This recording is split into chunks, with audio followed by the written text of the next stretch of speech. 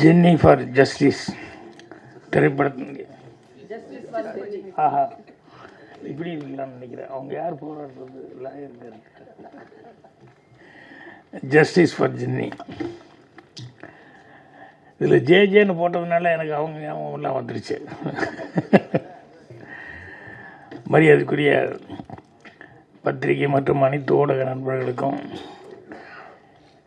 என்னுடைய பணிவான வணக்கம் தெரிவிச்சுக்கிறேன். அதே மாதிரி முன்னாடி உட்காந்துருக்க வாழ்த்து வந்திருக்கும் அனைத்து நண்பர்களுக்கும் என்னுடைய வணக்கத்தை தெரிவிச்சுக்கிறேன்.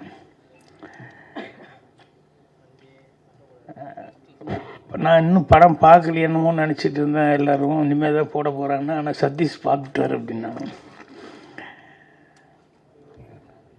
சதீஷ் அவர் நடிகர், இயக்குனர், தயாரிப்பாளர். அவர் சமீபத்தில் பண்ண படம் வந்து ஹிந்தி கூட இப்போ ரீமேக் ஆகுது அப்படிங்கிற அளவுக்கு அது சக்ஸஸ்ஃபுல்லாக பண்ணியிருந்தார். ஸோ ரொம்ப சந்தோஷமாக இருக்குது. ஏன்னா படங்கள் இப்போல்லாம் ரீமேக் பண்ணுறதுங்கிறது கொஞ்சம் ரேராக தான் ரீமேக் ஆகுது. ரொம்ப நல்ல படங்கள் ரொம்ப நல்லா கலெக்ஷன் ஆச்சு அப்படின்னா தான் ரீமேக் ஆகுது. ஸோ அந்த மாதிரி ஹிந்தியில் பண்ண போகிறாங்கன்னு சொல்லும்போது ரொம்ப சந்தோஷமாக இருந்தது. ஸோ அவர் படம் பார்த்துட்டு அவர் சொல்கிறாரு அப்படிங்கும்போது கண்டிப்பாக கரெக்டாக அவருடைய இது ஃபோட்டோகிராஃபி பற்றி, கேமராமேனை பற்றி சொல்லிட்டு இருந்தார், மியூசிக் பற்றி சொன்னார். அப்புறம் அந்த படமும் ஒரு டிஃப்ரெண்ட்டான ஒரு இதில் எடுத்திருக்காங்க அப்படின்னு சொன்னார். ஸோ எனக்கும் முதல்ல எல்லாத்துக்கும் வணக்கம் சொல்லிடலாம். இந்த ப்ரொடியூசர் சையத் அவர்கள், அதுக்கப்புறம் ஆர்ட் டைரக்டர் வந்திருக்காரு, கௌதம் கேமரா, இவர் மியூசிக் டைரக்டர், அப்புறம் ஐஸ்வர்யா அவங்களுக்கு நீங்கள் பிட்டு வில்லன் கேரக்டர் செஞ்சவர், எல்லாத்துக்குமே என்னுடைய பணிவான வணக்கத்தையும் வாழ்த்துக்களையும் நான் தெரிவிச்சுக்கிறேன். ப்ரொடியூசர் இவர் டைரக்டர் வந்து சந்தோஷ் அவர்கள் வந்து இன்வைட் பண்ணும்போது சும்மா என்ன கதை என்னன்னு சொல்லி ஜென்ரலாக படத்தை பற்றி தெரிஞ்சுக்கலான்னு சொல்லி கேட்கும்போது இது ஒரு லேடிஸுக்கான சப்ஜெக்ட் அப்படின்னு சொல்லிட்டு ஒரு அவுட்லைன் சொன்னார். அவர் முன்னால் எங்கேயாவது ஒர்க் பண்ணியிருக்காரா என்னன்னு சொல்லிட்டு யாராவது வந்தாலும் கேட்பதில்ல, யார்கிட்ட ஒர்க் பண்ணீங்க என்ன அப்படின்ட்டு. இல்லை சார், எனக்கு சினிமாவில் இருந்த ஆர்வத்தில் படங்களை பார்த்து நானே கற்றுக்கிட்டேன், நடிக்கணும்னு ஒரு ஆர்வம் இருந்தது, அதுக்கப்புறம் டைரக்ஷன் பண்ணலான்னு சொல்லி டைரக்ஷன் பண்ணியிருக்கேன் அப்படின்னாரு. அப்போ அந்த அவுட்லைன் சொல்லும்போது வந்து ரொம்ப தெளிவாக சொன்னார். அது சட்டம், போலீஸ், காவல்துறை, நீதித்துறை இது சம்மந்தப்பட்டதாக இருந்தது அந்த சப்ஜெக்டு. நீட்டாக தெளிவாக சொன்னார். புதுசாக பண்ண போகிறது, யார்கிட்டையும் ஒர்க் பண்ணாமல் பண்ணுறாரு அப்படிங்கும்போது அவர் சொல்கிற நேரேஷனில் வந்து அவர் எவ்வளோ அழகாக சொல்லுவார் அப்படின்னு சொல்லிட்டு அதில் என்னால் ஊகிக்க முடிஞ்சது. அவர் மட்டும் இல்லை, அவர் கூட சரவணன் எக்ஸிக்யூட்டிவ் ப்ரொடியூசர் வந்தார். இவர் சொல்லிட்டு இருக்கும்போது நடுவில் அவரும் பூந்துட்டு சில இடங்களில் இவர் தண்ணி குடிக்கிற கேப்பில், ஃபோன் பேசுகிற கேப்பில் எல்லாம் வந்து அவரும் படத்தை பற்றியும் மற்ற விஷயத்தை பற்றியும் சொல்லிட்டு இருந்தார். அவர் எவ்வளோ நாலேஜோடு இருக்கார் சினிமாவில் அப்படிங்கிறது பார்க்கும்போது எனக்கு உண்மையிலேயே ஆச்சரியமாக இருந்தது. அது எல்லாத்த விட பெரிய ஆச்சரியம் ப்ரொடியூசர் சையத் வந்து ஆரம்பித்தார் பாருங்கள் கதையை பற்றி. ஸோ வெறும் பணம் போட்டு படம் பண்ணுற தயாரிப்பாளராக மட்டும் இல்லாமல் அவரும் இந்த கதை என்ன ஏது அப்படிங்கிறதெல்லாம் கேட்டு தெளிவாக வந்து இதை பண்ணியிருக்காரு அப்படின்னு சொல்லும்போது அதை தான் கேமராமேன் வந்து யாரோ பேசும்போது சொல்லிட்டாங்க, எல்லாருமே கதையை பற்றி பேசிட்டாங்க, இனிமேல் நான் அதை பற்றி என்ன சொல்கிறது அப்படின்னு சொல்லிட்டு அவரோட தொழில் ரீதியாக சில விஷயங்கள் சொன்னார். டே எஃபெக்ட்டுக்கு என்ன கேமரா யூஸ் பண்ண, எது வச்சு ஷூட் பண்ண, நைட் எஃபெக்ட்டுக்கு அதுக்கு காரணங்கள் அது இதெல்லாம் சொன்னார். ஸோ சதீஷ் அவர்கள் பர்டிகுலராக வந்து கேமராமேனை வந்து அப்ரிஷியேட் பண்ணியிருக்காருங்கும்போது எனக்கும் படம் பார்க்கணும் அப்படிங்கிற மாதிரி ரொம்ப ஆர்வமாக இருந்தது. இது க்ரைம் சம்மந்தப்பட்டது அப்படின்னு சொல்லும்போது எனக்கு ரொம்ப பிடித்தது. நான் அதிகமாக படம் பண்ண முடியல. நான் வந்து விடியும் வரை காத்திரு பண்ணேன், அப்புறம் ஒரு கைதியின் டைரி, இதுதான் ஸ்கிரிப்ட் பண்ணேன். பாக்கி பூராமே ஃபேமிலி ஓரியன்டாக பண்ணேன். ஆனால் எனக்கு உண்மையிலே பிடித்தமானது அப்படிங்கிறது வந்து க்ரைமு. நான் சினிமா பார்க்குறத விட க்ரைமு, ஆக்ஷன் இது மாதிரி இருக்கிற படங்கள் தான் நான் நிறைய பார்ப்பேன். அதை ரொம்ப லைக் பண்ணுவேன். ஏன்னா அது செய்கிறதும் கஷ்டம். இவர் முதல் படமே வந்து சந்தோஷ் வந்து எப்படி ஸ்கிரிப்ட் பண்ணியிருக்காருன்னு நினைக்கும் போது எனக்கு ஆச்சரியமாக இருக்குது. ஏன்னா அந்த க்ரைமுக்கு அப்படிங்கும்போது அதுக்கு கொஞ்சம் தனிப்பட்ட ஒரு இதெல்லாம் வேணும். அதை ஸ்கிரிப்ட் பண்ணுறது, சீன் பண்ணுறது அதெல்லாம். ஸோ அவர் ரொம்ப தைரியமாக வந்து இது பண்ணியிருக்காரு. ஏன்னா எனக்கு வந்து ரொம்ப வருஷம் முன்னாடி சினிமாவுக்கு வந்த புதுசில் நான் பார்க்கல. ஆனால் எங்கூட அசிஸ்டண்ட்டு இதில் குழுவில் வந்து ஸ்டோரி டிஸ்கஷன் எல்லாம் உட்காந்துருப்பாங்க. கலைஞான சார், கனகசன் அவங்கெல்லாம் ரொம்ப சீனியர்ஸு. அம்மாரா இவங்கெல்லாம் உட்காந்துருக்கும்போது ஏதாவது அவங்க சர்வீஸுக்கு சில படங்கள்லாம் சொல்லுவாங்க. அதில் கனகசண்முகம் சார் ஒரு க்ரைம் சப்ஜெக்ட் சொன்னார். எனக்கு ரொம்ப பிடிச்சது. அது இன்னும் மனசில் அப்படியே பதிவாயிருக்கு. என்னென்னா 2 பேர் அக்கா தங்கச்சிய, அதில் ஒருத்தி வந்து நல்ல ரிச்சு, நல்ல பணக்காரி ஆகிட்டா. இன்னொரு தங்கச்சி வந்து கொஞ்சம் சுமாராக தான் அவளுடைய சூழ்நிலையில். அவன் எங்கேயோ தனியாக இருக்கிறா, ஐயோ அக்கா ஒரு இடத்துல இருக்கிறா. ஆனால் அக்கா வந்து எவ்வளோ பணம் இருந்தாலும், எவ்வளோ வசதி வந்தால் கூட தங்கச்சியை வந்து எல்லா ஃபங்க்ஷனுக்கும் கூப்பிட்டு அவங்களுக்கு என்ன செய்யணுமோ, என்ன ஹெல்ப் பண்ணணுமோ எல்லாமே பண்ணி தங்கச்சியை நல்லா கவனிச்சிட்டாங்க.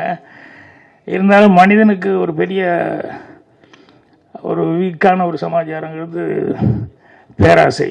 இப்போ அக்கா என்ன செஞ்சாலும் அந்த தங்கச்சிக்கு வந்து அவள் இடத்துல நம்ம இல்லையே, நம்ம அந்த பணக்காரி போய் நம்ம இல்லையே அப்படிங்கிறது வந்து அவளுக்கு எப்பவுமே என்ன ஹெல்ப் பண்ணால் கூட அது ஒரு சின்ன அவளுக்குள்ள ஒரு இதாக இருந்துகிட்டு இருந்தது. இந்த இடத்துல நம்ம இருந்தால் எவ்வளோ நல்லா இருக்கும்னு. அதில் என்னென்னா 2 பேரும் ட்வின்ஸாக இருக்கிறதுனால அச்சசப்பில் 2 பேரும் ஒரே மாதிரி இருப்பாங்க. பேச்சு எல்லாமே ஒரே மாதிரி இருக்கும். வீட்டில் இருக்கிறவங்க ரிலேஷனே சில நேரங்களில் தடுமாறுவாங்க. இது யார் அக்கா யார் தங்கச்சின்னு கூப்பிட்றதுல வந்து ஒரு கன்ஃபியூஷன் அவங்களுக்குள்ள. அந்த அளவுக்கு அவங்க 2 பேரும் ஒரே மாதிரி ஒரு ஒற்றுமை இருக்குது. அப்போ அவளுக்கு ஒரு தப்பான ஒரு எண்ணம் வருது. அக்கா இல்லைன்னா நம்ம அந்த இடத்துல இருந்தோம்னா யார் நம்மளை கண்டுபிடிக்க முடியும் அப்படின்னு சொல்லிட்டு இவ வந்து அக்காவை ஏதாவது பண்ணிவிட்டு நம்ம அந்த இடத்துல வந்து உட்காந்துடுறோம்னு சொல்லிட்டு அந்த செக்கில் கையெழுத்து போடுறது முதல் கொண்டு எல்லாமே வந்து அவள் ப்ராக்டிஸில் வந்து எல்லாம் இருந்துட்டு எல்லாமே பக்காவாக இருக்குது. யாருனாலையும் கண்டுபிடிக்க முடியாதுங்கிற அளவுக்கு. அப்போ ஒரு தடவை வந்துட்டு அக்காவை வந்து பார்த்துட்டு எல்லாத்துக்கும் தெரியுற மாதிரி ஊருக்கு போகிறேன் அப்படிங்கிற மாதிரி சொல்லிவிட்டு, அதுக்கப்புறம் திடீர்னு மிட் நைட்டில் யாருக்குமே தெரியாமல் அக்காவுக்கு ஃபோன் பண்ணி ஏதோ ஒரு அர்ஜென்ட் மேட்ருங்கிற மாதிரி வந்து அக்காவை மர்டர் பண்ணி அந்த பாடி எங்கேயோ மறைச்சி இது பண்ணி விட்டு இவ தான் அக்கா அப்படிங்கிற மாதிரி அடுத்த நாள்லேருந்து அங்கேயே இருந்துடுவாள். ஸோ யாருக்கும் எந்த சந்தேகம் வரல. அந்த அளவுக்கு வந்து அவள் பக்காவாக வந்து அக்கா மாதிரியே எல்லாமே பிரிட்டன் பண்ணிகிட்டு இருப்பாங்க. அந்த மாதிரி எல்லாமே செக்கு கையெழுத்து போடுறது அது இது எல்லாத்துலேயும் பர்ஃபெக்டாக இருந்ததுனால யாருக்குமே எந்த சந்தேகம் வராது. அப்போ திடீர்னு ஒரு போலீஸ் ஆஃபீஸர் வருவார். வந்து அவர் வந்து அந்த பொண்ணுக்கிட்ட வந்து கேட்பார், இந்த மாதிரி அக்கா எங்கே அப்படின்னு. இல்லை நான் தான் அக்கா அப்படின்னு இவ சொல்லுவா. இல்லை அக்கா எங்கேன்னு சொல்லு அப்படின்னு சொல்லி கேட்டால், இல்லை நான் தான் அக்கா, உனக்கு என்ன சந்தேகம், எதில் சந்தேகம் அப்படின்னா அப்போ ஒன்றும் இல்லை, ஒரு விஷயம் என்னென்னா உங்கள் அக்கா வந்து ஒருத்தரை கொலை பண்ணிட்டா, அதுக்கு எல்லா எவிடன்ஸ் இருக்குது. அதனால் அக்காவை தான் தேடிட்டு வந்தேன் நான். அதனால் நீ உட்காண்ட்ருக்க. அதனால் இப்போ 2 விஷயம். ஒன்று, நீ தான் அக்கான்னா அந்த கொலைக்கு எல்லா எவிடன்ஸ் இருக்குது, நீ அரெஸ்ட் ஆகிக்கோ, நீயே சரண்டர் ஆகிக்கோ. இல்லை நீ தங்கச்சி அப்படின்னா உங்கள் அக்கா எங்கே, அக்காவை என்ன பண்ண. ஸோ அக்கா கண்டிப்பாக நீ கன்ஃபார்மாக அவளை கொலை பண்ணிட்ட. ஸோ அதனால் நான் வெளியே வெயிட் பண்ணுறேன். ஒன்று அக்காவுன்னா அக்காவை பண்ண கொலைக்காக வந்து சரண்டர் ஆகிக்கோ, இல்லை தங்கச்சின்னா அக்காவை கொலை பண்ணதுக்காக வந்து சரண்டர் ஆகிக்கோ. நான் வெளியே உனக்கு டைம் கொடுக்குறேன், ஒரு 1/2 hour யோசிச்சுட்டு வா அப்படின்னு சொல்லி சொன்னேன். ஸோ இந்த கதை வந்து 50-60 வருஷத்துக்கு முன்னாடி நான் கேட்டது. ஸோ அப்போவே எந்த அளவுக்கு அவங்க புத்திசாலித்தனமாக திங்க் பண்ணி இப்படி ஒரு ஸ்கிரிப்ட் பண்ணியிருக்காங்க அப்படின்னு சொல்லும்போது அந்த க்ரைமுங்கிறது எவ்வளோ வித்தியாசமான க்ரைமு, எப்படி கதையை வந்து இப்படி திங்க் பண்ணியிருக்காங்க அப்படின்னு சொல்லும்போது ரொம்ப ஆச்சரியமாக இருக்கும். அதே மாதிரி இதில் சட்டம், லாயர், அது இதுன்னு சொல்லிட்டு அதெல்லாம் நிறையா வருது. எனக்கு சின்ன வயசுலலாம் வந்து இந்த அந்த கோட்டுக்கிட்டலாம் போட்டு அந்த இதெல்லாம் கட்டிக்கிட்டு யுவர் ஆனர் அப்படின்னு சொல்லிட்டு லாயர்கள்லாம் பேசும்போது பார்த்தா எனக்கு ரொம்ப அது ஒரு பெரிய ஹீரோ மாதிரி எனக்கு ஒரு ஃபீலிங். அதனால் நம்ம லாயருக்கு தான் படிக்கணும் அப்படின்னு சொல்லிட்டு சின்ன வயசில் ஆசைப்பட்டேன். அப்புறம் பார்த்தா சூழல்கள் அது படிக்க முடியல. அப்புறம் கடைசியில் எதுவுமே டிகிரிக்கே படிக்க முடியல போச்சு, அது வேறு. பிஎஸ்சியே ஃபெயில் ஆகி வந்துட்டோம். இந்த லாயர் அப்படின்னு சொல்லும்போது சினிமாவில் வந்து திருடன் வந்து ரொம்ப புத்திசாலித்தனமாக என்னென்ன பாதுகாப்பு பண்ணி வச்சுருந்தாலும் அதை வந்து எல்லாத்தையும் தாண்டி எப்படி வந்து திருடிட்டு போகிறான் அல்லது ஒரு தப்பு பண்ணிட்டு போகிறான், க்ரைம் பண்ணிட்டு போகிறான் அப்படிங்கிறது அவனுக்கு அதுக்கு ஒரு புத்திசாலித்தனம் வேணும். இது எல்லாம் தாண்டி போலீஸ்னு ஒரு டிபார்ட்மெண்ட் வருது. வந்து அவங்க உள்ளே வந்து இது எப்படி எவன் இப்படி திருடிட்டு போயிருப்பான், எந்த வழியாக வந்திருப்பான், எந்த வழியாக இப்படி பண்ணியிருப்பான், அதுக்கு என்ன எவிடன்ஸ் இருக்குது அப்படின்னு சொல்லிட்டு அவன் வந்து மண்டையை உடைச்சி கடைசியில் கரெக்டாக கண்டுபிடிச்சி போலீஸ் வந்து அவனை அரெஸ்ட் பண்ணுவாங்க. அதுக்கு ஒரு பெரிய மூளை வேணும். இதை ரெண்டையும் தாண்டி அதுக்கப்புறம் வந்து இந்த திருட மூளையே கெட்டிக்காரத்தனம், அது கண்டுபிடிக்கிறது போலீஸ்காரர் அதோட கெட்டிக்காரத்தனம். கடைசியில் அதுக்கப்புறம் லாயர்கிட்ட போவாங்க. அவர் இந்த கேஸை வாங்கிட்டு அவர் கேட்பார், என்ன பண்ண ஏது பண்ண அப்படின்னு சொல்லிட்டு. இவன் இப்படி தான் தப்பு பண்ணிட்டான், அது பண்ணிட்டான் அப்படின்னு சொல்லும்போது இவன் திருநதில் எப்படி இவன் பிடிச்சது எதை வச்சு பிடிச்சான் அப்படின்னு சொல்லிட்டு இதை உடைக்கிறதுக்காக லாயர் அவருடைய மூளையை பிரயோகப்படுத்துவார். அது இதை விட கிரேட்டு. இருக்கிறது இல்லைன்னு பண்ணிடுவார், இல்லைங்கிறது இருக்கிறதுன்னு சொல்லி பண்ணிடுவார். ஸோ அந்த லாயர் மூளைங்கிறது இது ரெண்டு விட வித்தியாசமான ஒரு பிரெயின். ஒரு கேஸ் வந்து ஒருத்தன் பட்ட பகலில் வந்து வெட்டியிருக்கான், எல்லோரும் பார்த்துருக்காங்க, எல்லா எவிடன்ஸும் கரெக்டாக இருக்குது. கடைசியில் வந்து யாருனாலையும் ஒன்றும் பண்ண முடியாது, அவனுக்கு ஜட்ஜ்மெண்ட் வரப்போகுது அப்படின்னு சொல்லும்போது அப்போ அவன் வந்து யாரோ ஒருத்தர் வந்து இந்த லாயர் எப்படி அவர் எப்படியா வெளியே கொண்டு வந்துடுவார் அப்படின்னு. அப்போ அவங்க கூட இருக்கவங்களுக்கு யாருக்குமே நம்பிக்கை இல்லை, இந்த லாயர் எப்படி வெளியே கொண்டு வர முடியும், எல்லோரும் விட்னஸோடு பார்த்துட்டாங்க, பகல்லையே நடந்தது, இதுக்கு சான்ஸே இல்லையே அப்படின்னா இல்லை அப்படின்னா அவர் கொஞ்சம் ஃபீஸ் அதிகமாக கேட்பார், ஆனால் கண்டிப்பாக வெளியே கொண்டு வந்துடுவார் அப்படின்னு. அப்புறம் போனால் ஒரு 25 லட்சம் கொடுத்தீங்கன்னா கொண்டு வந்துடுறேன் நான் அப்படிங்கிற மாதிரி சொன்னால் யாருக்கு நம்பிக்கை இல்லை கண்டிப்பாக கொண்டு வந்துடுறேன் அப்படின்னு சொல்லிவிட்டு அடுத்த நாள் வந்து கோர்ட்டை வந்து வாதாடும் போது அவர் வந்து என் ஆள் கொலை பண்ணான்னு சொல்லியிருக்காங்க. அதுக்கு வந்து ஒரு அறுவாடை கொண்டு வந்து வச்சுருக்காங்க. அதனால் ஒரு 1 ஹவர் டைம் எடுத்து அதுக்கப்புறம் நீங்கள் தீர்ப்பு சொல்லுங்கள் அப்படின்னு சொல்லி ஜட்ஜுக்கிட்ட அந்த அறுவாள் எடுத்துகிட்டு போய் கரெக்டாக வெட்டினாள் அவருடைய பிளட்டு தானா அப்படின்னு சொல்லி வந்து செக் பண்ணிட்டு வந்து சொல்லுங்கள் அப்படின்னா ஒரு 1 ஹவர் கழித்து வந்து அதில் இருந்த ரத்தம் மனுஷ ரத்தமே இல்லை, ஆடு வெட்டி அந்த ரத்தம் தான் அப்படின்னு சொல்லி ரிப்போர்ட் வந்துடுச்சு.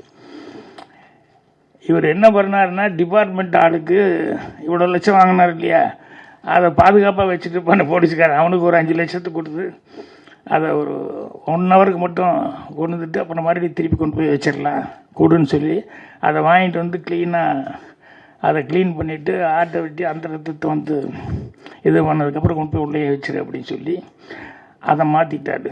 ஸோ அவ்வளோ பணம் 25 லட்ச ரூபா அப்படின்னு சொல்லி கேட்டவர் வந்து எவ்வளோ புத்திசாலித்தனமாக அந்த அறுவாலையே வந்து இது மனுஷ ரத்தமே இல்லை அப்படிங்கிற அளவுக்கு பண்ணியிருக்காரு. அப்படிங்கும்போது அந்த லாயருக்கு உண்டான அந்த பிரெயின் அப்படிங்கிறது.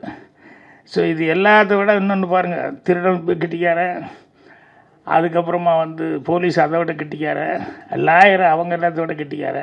ஆனால் இதையெல்லாம் தாண்டின ஒரு கெட்டிக்காரத்தனம் அந்த மூளை இருந்தால் தான் ஒரு ரைட்டர் ஆக முடியும். ஏன்னா அந்த மூணையுமே கிரியேட் பண்ணுறது இவன் தான். போலீஸ் திருடனையும் இவன் தான் கிரியேட் பண்ணி ஆகணும், எப்படி திருடுறான்னு, போலீஸ் எப்படி கண்டுபிடிக்கிறாங்கிறது இவன் தான் கிரியேட் பண்ணணும், லாயர் எப்படி ஆர்கியூ பண்ணுறாருங்கிறதும் ரைட்டு தான் கிரியேட் பண்ணணும். அப்படிங்கும்போது இந்த ரைட்டருங்கிறவன் எல்லாமே தாண்டி அவன் யோசிக்கணும் அப்படின்னு சொல்லி அந்தளவுக்கு அதுக்கு வந்து நாலேஜ் இருக்கும். அதனால தான் க்ரைம் செய்யும்போது வந்து எவ்வளோ கேர்ஃபுல்லாக வந்து க்ரைம் பண்ணுறாங்க அப்படின்னு சொல்லிட்டு அந்த மாதிரி சப்ஜெக்ட்டுக்கெல்லாம் பண்ணுறாங்க. ஏன்னா இப்போ வந்து ட்ரெண்ட் ஆகிப்போச்சு. வெப் சீரிஸ் அது எல்லாமே நிறைய பார்த்தீங்கன்னு சொன்னோம்னா எல்லாமே ஏதாவது ஒரு க்ரைமு அதை எப்படி கண்டுபிடிக்கிறாங்க என்ன அப்படிங்கிறது அதை ஃபாலோ பண்ணியே போகுது. அது என்னென்னா படம் பார்க்கும்போது ஒரு இன்ட்ரெஸ்டாகவும் இருக்கும் அந்த மாதிரி கதைகள் பண்ணும்போது. ஸோ இப்போ என்கிட்ட வந்து பேசிகிட்டு இருக்கும்போது கூட ஒரு 2 படத்தை பற்றி சொல்லிக்கிட்டு இருந்தார். அவசியம் பாருங்கள், இந்த படங்கள்லாம் உங்களுக்கு பிடிக்கும் அப்படின்னு சொல்லிட்டு. ஸோ அவர் வந்து க்ரைம் வந்து இந்தளவுக்கு ஃபஸ்ட்டு படம் இந்த ஜஸ்டிஸ் ஃபார் ஜென்னி அதை வந்து அதை தான் க்ரைமாக அதை வந்து மெயினாக வச்சு பண்ணியிருக்காரு. ஸோ ஒரு தப்பு நடக்குது அப்படிங்கிறது நமக்கு தெரிஞ்சிருச்சு, கதையில் வந்து இது பண்ணுச்சு. அதை வந்து அந்த தப்பை வந்து நிவர்த்தி பண்ணுறதுக்கு அந்த கேஸை மறுபடியும் எடுத்து ஏதோ பண்ணுறாங்க அப்படிங்கிற மாதிரி இந்த கதை வந்து ஒரு அவுட்லைனில் கேள்விப்பட்டேன். ஸோ கதை வந்து கேட்டப்பவே ரொம்ப இன்ட்ரெஸ்டிங்காக இருந்தது. இப்போது சதீஷ் அவர்கள் எல்லாம் சொன்னதுக்கப்புறம் பார்த்தா எப்போ படம் போடுவாங்க அப்படிங்கிற அளவுக்கு இருக்குது. ஸோ அவசியம் இந்த மாதிரி படங்கள் வந்து இது யார் எவ்வளோ பேர் நடிச்சிருக்காங்க, எவ்வளோ ஃபெமிலியர் அப்படிங்கிறத விட சப்ஜெக்ட் நல்லா இருந்து அதுக்கு தகுந்த மாதிரி ஆர்டிஸ்ட்டுக்கு வந்து கரெக்டாக பர்ஃபார்மன்ஸ் பண்ணியிருந்தாங்க அப்படின்னு சொன்னோம்னா கண்டிப்பாக படம் பார்க்குற எல்லாத்துக்குமே அது ரொம்ப இம்ப்ரெசிவாக இருக்கும். ஸோ அதனால் இந்த படத்தை நானும் எதிர்பார்த்துட்ருக்கிறேன். கண்டிப்பாக பத்திரிகையாளர்கள்லாம் வந்து இந்த மாதிரி அது எல்லாமே பொதுவாக நீங்கள் வந்து படங்களுக்கு வந்து பத்திரிகை மற்றும் டிவி ஊடக நண்பர்கள் அவங்க வந்து கொடுக்குற அந்த ஃபஸ்ட்டு பேஸாக அவங்க வந்து ஓப்பனிங்கை வந்து பார்த்துட்டு இவங்க சொல்கிறது வச்சு, ஏன்னா நிறைய பேர் இன்றைக்கும் சினிமா பார்க்குறவங்க ரிவ்யூ எல்லாம் என்ன வந்திருக்குப்பா பார்த்துட்டு போகலாம், சும்மா அனாவசியமாக காசு செலவு பண்ண வேண்டாம் அப்படிங்கிற லெவலில் தான் இருக்காங்க. அதனால் எல்லாருமே வந்து அந்த ரிவ்யூக்காக வெயிட் பண்ணுறாங்க. ஸோ உங்களுடைய ரிவ்யூங்கிறது வந்து இந்த மாதிரி சின்ன படங்களுக்கு நல்ல படங்களுக்கு கண்டிப்பாக ஒத்துழைப்பு கொடுக்குற அளவுக்கு இருக்கணும். அதை நீங்கள் செய்வீங்க அப்படின்னு சொல்லிட்டு நான் நம்புகிறேன். ஸோ இந்த டீமுக்கு எல்லாத்துக்குமே வந்து அட்வான்ஸாக என்னுடைய வாழ்த்துக்களை தெரிவிச்சுக்கிறேன். சதீஷ் படம் எப்படி இந்திக்கு போச்சு அதே மாதிரி வந்து இவருடைய படமும் இந்த படமும் வந்து ஜஸ்டிஸ் ஃபார் ஜென்னியும் வந்து கண்டிப்பாக அடுத்த லாங்குவேஜ்லாம் இப்போவே பை லாங்குவேஜ்லாம் எடுத்துக்க எனக்கு தெரியாது, நான் தமிழ் தான் அப்படின்னு. அப்புறம் என்னடா ஒரே கேரளா வாடையாக இருக்குது, எல்லாருமே மலையாளத்தில் கொஞ்சம் பேசுகிறவங்களாம் நிறையா பேர் இருக்காங்க அப்படின்னு சொல்லி அப்புறம் கேட்டால் ஒருத்தர் பேசும்போது தான் தெரிஞ்சது பை லாங்குவேஜில் தான் பண்ணியிருக்காங்க, தமிழன் மலையாளம் அப்படின்னு சொல்லி. ஸோ அதனால் அடுத்தது வந்து அடுத்த லாங்குவேஜுக்கெல்லாம் கூட இந்த படம் வந்து ரீமேக் ஆகி சக்ஸஸ்ஃபுல்லாக போகணும் அப்படின்னு சொல்லி என்னுடைய வாழ்த்துக்கள் தெரிவிச்சுக்கிறேன். நன்றி, வணக்கம்.